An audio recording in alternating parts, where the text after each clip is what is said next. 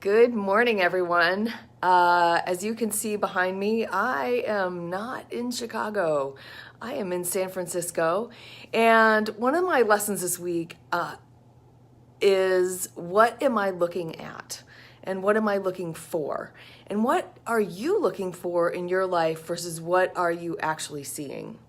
So one of the things that, so here's a story from last night, right? I got in really late, even for Chicago time.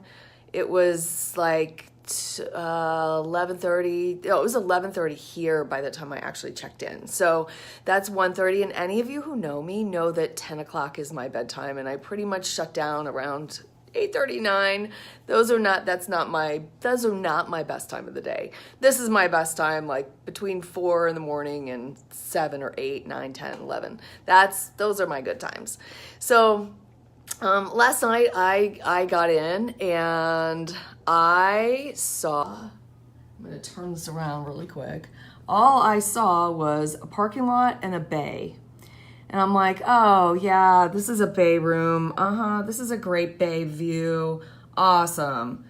So here's what I see this morning. There's a really cute little lagoon over here. And do you see, I don't know if you can see this, but there is a palm tree outside of my room. So, and look at the sunrise. Can you believe this? This is beautiful. It's beautiful.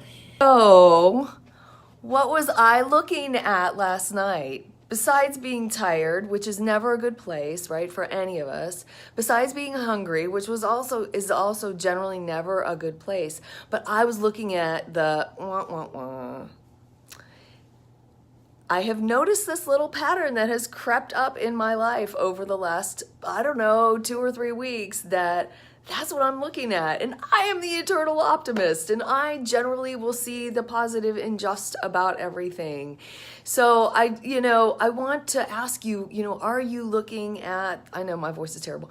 Are you looking at the positive or the negative in your life? Are you seeking to find justification for your bad mood? Are you seeking to find all the negative crap so that you can be crabby and not really show up or not really be your best you? Because if you're looking for the negative, when I look for the negative, there is no way I can show up good. I show up as a crabby mommy, a crabby daughter, and a crabby partner. So, positives versus negatives. What are the really amazing blessings in your life? And I've been doing this last 90-day thing with Rachel Hollis, which has us write down 10. That's a lot, right? 10 gratitudes. And it's not just going to be, I'm grateful for my dog being cute, right?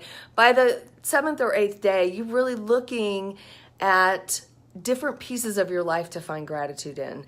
And so really looking for those positives has made a big difference for me particularly over this is kind of the second week of it. The other thing that we look at, or maybe we're not looking at, is our own flaws.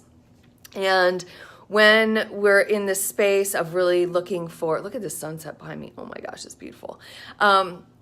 When we're looking at our flaws versus our own strengths, we're also going to find our flaws, right?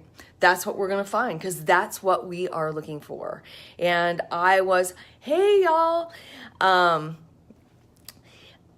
So that's exactly what I was doing. I was looking at all my flaws, how disorganized I am sometimes, and how badly I need an admin, and how I'm trying to scale a business that I have no idea how to scale, and therefore I must not be good enough or smart enough, or maybe it just doesn't work. And I was looking for all those parts instead of going, well, wait a minute, you have evidence over here that says it does work. You have evidence for scaling what you're doing into a corporate format.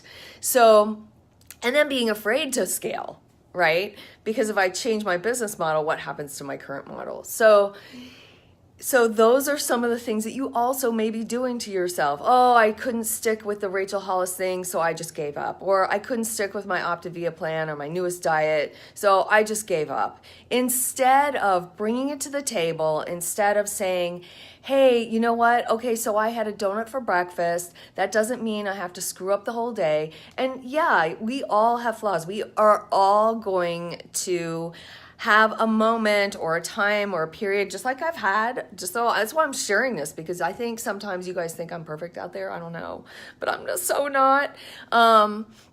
We all have these times when we're just going to fall, or we're going to think we're falling, instead of looking at the evidence that is staring us in the face, that is absolutely contrary to what you're actually thinking about. So positive versus negatives in your life, and strengths versus weaknesses in your life. What are you really looking at? And then what are you looking at in other people? What are you seeing in your children and your spouse? Are you only seeing the stuff that makes you crazy? Or are you seeing the fact that your spouse is, or your partner is like being a gem when you're not being such a gem? And that your kids are, even though they may leave a huge mess in the basement, that they're actually awesome. So what are you looking at in the people around you? What am I seeing in my mom? Sometimes, my mom is 88 and in fantastic health. She's amazing. She's always really just looking for something to do in my house, which is awesome, which means that my laundry gets done and folded. Yeah, I am spoiled. Hello. 54 and my mom is still doing my laundry. What? I could not live my life. I could not be here doing a live in San Francisco if my mom did not help manage my home. So what are you seeing in other people today that is a negative versus can you dig in and figure out some positives? And then what is in your way of finding the positives? If you always have to be right, let me tell you, if you always have to be right and your ego is so big that you can't get out of your own way, then you will live in this negative space.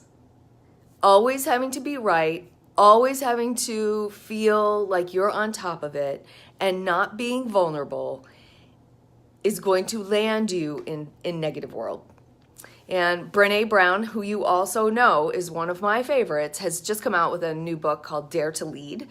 And it's all of her work summed up into how do we lead ourselves in our life. And so I'm going to leave you in just a couple minutes, but I just want you to know phenomenal content. I'm about halfway through. Phenomenal content, very succinct, very, good morning. Very on point with where are you looking in your life. So go out there, find your positives today, find your amazing sunrise and, find your amazing sunrise. And your palm tree that was there, and the little lagoon that I didn't know was there. Find all those pieces, and the mountains. Holy crap, they're beautiful. Oh yeah, and SFO is right there, so I love watching planes land. So find all of the positives in your world, and have a fabulous day. Start being nice to people, would you? Geez, this world needs some nice people. So maybe you can shed some kindness today and find some positives. So y'all have a great day. I love you so much. And I probably won't be back. Well, maybe in the morning. Doing a live up in Northern California where there's very little cell service is going to be challenging. So I will be back on Sunday afternoon, a week, right? So I'm gone for a while. Y'all have a great week, but start, maybe if you can't find anything to be grateful for, maybe you need to find 2 or 3 positives in your life instead of just constantly looking at the negative, because you need to know that looking at the negative, one last point, sorry, looking at the negative is a habit. Yep, it's a habit. It's a habit like drinking water. It's a habit like eating the good foods for you. Looking at the negative becomes a habit, and we don't even see it, and it slithers in our life, and it will poison everything inside of us. So Keep looking for the positive and make that the habit. Get your ego out of the way and make that the habit. Keep vulnerability as your habit. And you're going to have a much happier life and you're going to live a lot longer. Optimists always live longer. Y'all have a great day. I love you. Take care. Bye.